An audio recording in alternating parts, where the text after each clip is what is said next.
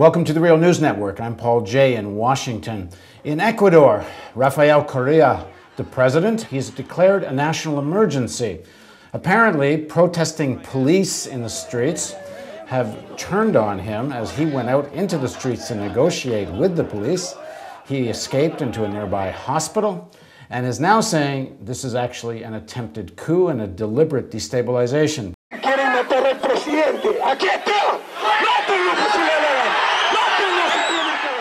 If you want to kill the president, here I am. Kill me. Kill me if you're not happy. Kill me if you're brave. But we will continue with one policy, one of justice, dignity, and we will not take one step backwards. Joining us now from New York to help us understand these breaking events is Gregory Wilpert. He's the co-founder of Venezuela Analysis. He works with the Rosa Luxemburg Foundation in Venezuela. He's just returned a day ago from Venezuela, and he was in Ecuador just a few weeks ago. Thanks for joining us, Gregory.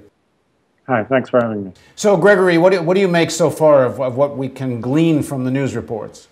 Well, it seems like there's an attempt to basically overthrow Correa because it's not quite clear what the situation of the military is. Actually, the military, a portion of the military at least, has also occupied the airport. In other words, they're cooperating with the police that have been protesting. And they are affected by the same law that the police is demonstrating against, which would make it more difficult for them to get raises and to get promotions. Correa, in the meantime, has been saying that Lucio Guterres, the ex-president, and who is actually himself a former military person, is behind this attempt to overthrow Correa.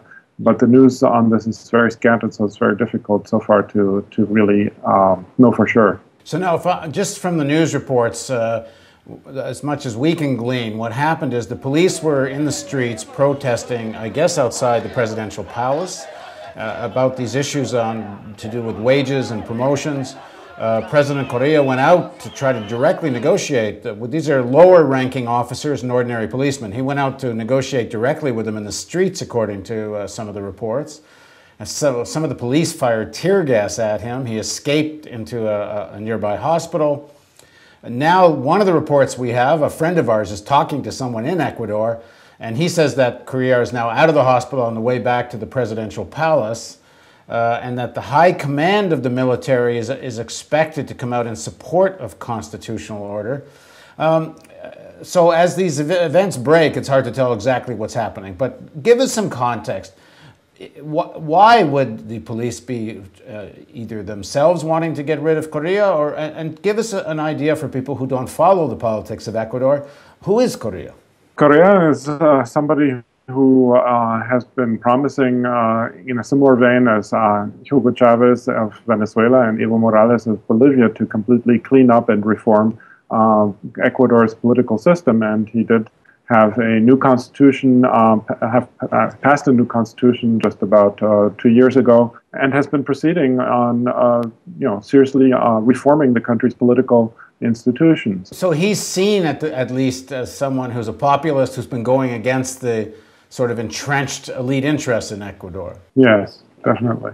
Well, actually, recently, though, the problem has been also that he's alienated some of his base of support, and I think the opposition in Ecuador is trying to take advantage of that. That is, he came to power with the help of the indigenous movements, but they recently broke from him because Correa went back on some of his promises about not exploiting the lands for resources in which they see as their homelands. And so they've broken from him, and they've organized massive demonstrations against him.